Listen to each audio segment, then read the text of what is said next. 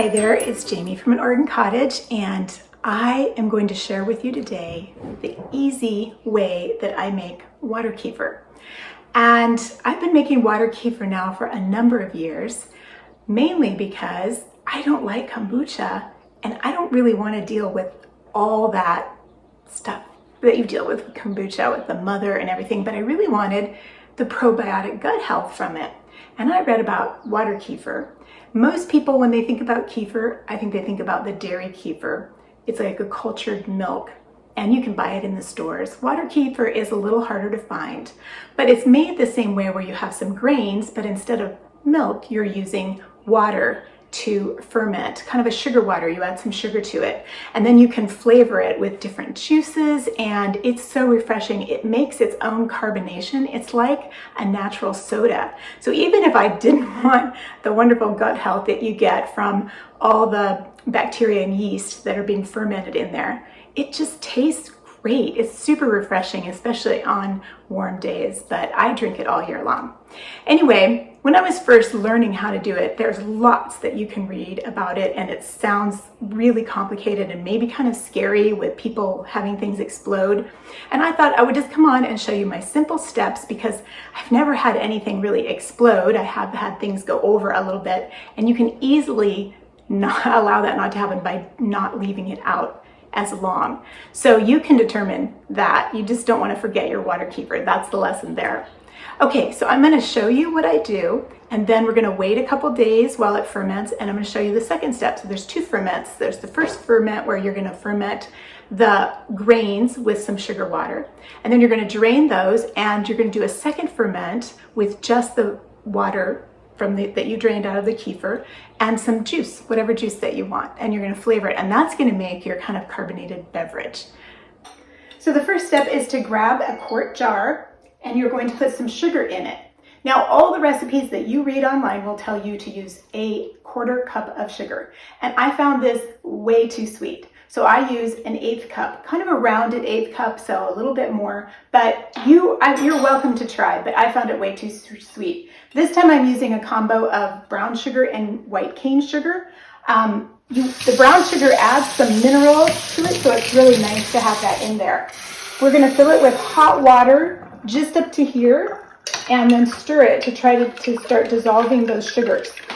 And I should mention a little bit about water. We are on well water. The whole time I've made kefir, we've been on well water.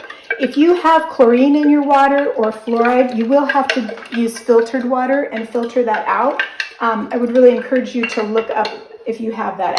I don't, so I haven't really done a lot of research on that. Now you want to turn it to cold, and you want to get cold water because you don't want hot water. That will hurt the water kefir grains that we're using. And you want to fill it up kind of until there's about an inch, 2 inches at the top, and stir that really well. Now that should be pretty room temperature. It's cool. I can feel it's cool. It's not going to hurt the kefir grains. These are my kefir grains, and they have been in the refrigerator for probably a week now. You cannot use this. They've eaten up all the sugar in this water, so we're just going to dump this water out. This sugar water out. This has just been feeding them while they've been hibernating. And those are the kefir grains. So they're a mix of some bacteria and yeast. And then you want to put them, you can use a funnel for this. When I first started, I used a funnel, but now I just kind of help it along in there. You want all those kefir grains to go into the new, and you want to get all of those in there. So when you get your kefir grains, they will be dried, and there are directions to reconstitute them, and they will be about a quarter cup, maybe a third cup, and then they'll start growing. Like these are now almost a whole cup. They've grown a lot because they like the sugar water. So you put all of that in there, and now we stir, and you want to put a lid on it. I use these easy ferment lids because I use them for all my fermenting, and it's so easy, and they have a little date marker on it, and we want these to sit out for 2 days before we start the second ferment, so it's very easy to remember. However, if you don't have one of these, you can use like cheesecloth and a rubber band, or some sort of lightweight cotton and a rubber band. You want something just to keep the bugs from going inside of it. So I do just use this lid, and I set the time for 2 days in advance. And then this will sit out on your counter in a warm place. If it happens to be winter and it's cold, you'll need to find a warm place because they really won't start to, they'll kind of go into hibernation. That's why we put it in the refrigerator, because they kind of slow down. So put it in a warm place. If it's too warm, you won't only want to go 1 day, because that's what causes the carbonation. And so you'll have to adjust that depending on the season of the year. Okay, so I'm going to put this out on my counter, and in 2 days, we'll come back and I'll show you how to do the easy second ferment to get your fun flavored carbonated beverage. Okay, so it's been 2 days, or like a day and a half. It's the morning of the second day. And this is what the kefir looks like. And if you can see, there are some bubbles that come up when you move it. And could be some floating little kefir grains in there. That means that it's just active and it has done its job. So I tried 1 day, and I found 1.5 to 2 days, basically 2 nights, to be the best for getting that good quality carbonation that you want. So now what we're going to do is we're going to strain this. But first, you're going to get your next jar ready. Whether you're going to make more kefir or whether you're going to store it in the refrigerator, you still need to get it ready. So you do the same thing when you get the hot tap water, as hot as you can. You put it a little bit in the bottom of the jar and just stir that up to get the sugar to dissolve. Again, I used half cane sugar and half brown sugar. The brown sugar has more minerals in it, so it feeds the grains a little bit. Then you're gonna wait for it to cool. Then you're gonna put the cold water in. You have a lot of kefir grains in this one, and stir that up. And it should be nice and room temperature, cool. Some things I've read and seen, have you take its temperature. I've just found that tap water is really perfectly fine. The hottest for the little bit, and then putting the cold in gets it to the temperature that keeps them happy. Okay, so now that's ready to go. Now we can get our nylon. They really suggest that you don't use a metal strainer. You want a fine strainer, and nylon or not metal is what they suggest. I haven't actually tested that, but that's it. So you're going to strain this. Now remember, the first time we did it, we just threw it out because that had been stored in the refrigerator, and so there was no food left in it. There was nothing left. The kefir grains had taken everything. So we don't keep that and try to do a second ferment. But this one is our first ferment, and we want to keep that.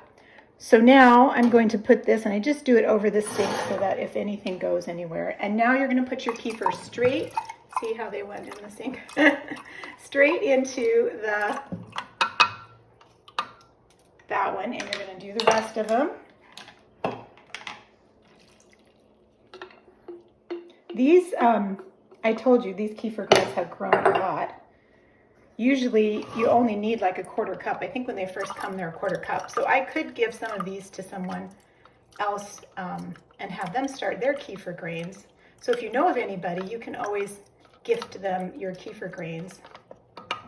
Okay, and now that's ready to go, and you can just put the lid back on that and do that for 2 days, and you're set for your next batch. So to finish off this batch, what I like to do is a second ferment with 100% juice. I've tried all different kinds. Go ahead and experiment and find the ones you like best. I like the tart juices, so my favorite are grapefruit juice and this tart cherry, but definitely try because you'll know what you like best. And a quart of that usually gets between 2.5 and 3 cups of kefir water, the first kefir water. And so then I use about a cup of this 100% juice, and I just fill it in there, stir it up, and then we're going to get our bottles and we're going to bottle it. This is the bottle that you want to get for the second ferment. We're going to put this in here, and it has to have one of these bale lids to really fully seal it. These are, I think, pint size. And then you just pour your juice and I just evenly divide it. So for about a quart of this, we'll evenly divide in that. You can use a funnel if you want. In the beginning, I always used a funnel, but now I just keep them in the sink and just pour them in like that. And if any goes over a little bit, it's not that big of a deal.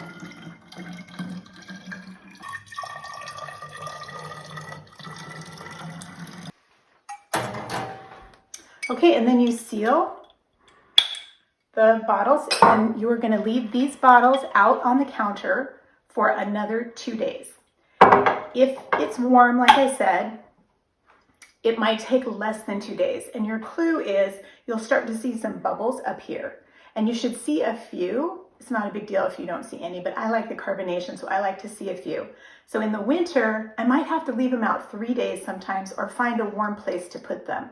So you have to play with it a little bit and find out where the best spot for you. But you want them out on the counter for another 2 days. And after that, you put them in the refrigerator, and they can stay in the refrigerator for quite a while until you drink it. So I have one that's been in the refrigerator. I think this has been in the refrigerator for a couple days. You can even see the bubbles up. So it has some nice carbonation. And I'm going to show you what I do when I open it, because when it's warm, especially in the winter, this is not so much. Sometimes I don't have a lot of carbonation. But when it's warm, it might go off. So I'll show you the trick I use when I open it. This is just a rag. You can use an old napkin or some old towel or something. And when I'm not sure how much carbonation is going to be in it, I just put it over the top when I'm going to open it. And you'll hear a pop, and it'll pop, and it might come out like that. So unfortunately, this was a little bit, because it's summer and it's a little bit warmer, and I let this go a bit. So I lost some of my precious kefir water, which is sad. But the rest that's in there is great, and it didn't shoot up really high, which is a bonus. And look at that carbonation. It's wonderful. So you can see the foam is just really sparkly. It's exactly like pop, and it is so refreshing. I really encourage you to try it, because not only is it delicious and refreshing, but it really has a lot of probiotics and is great for your gut health.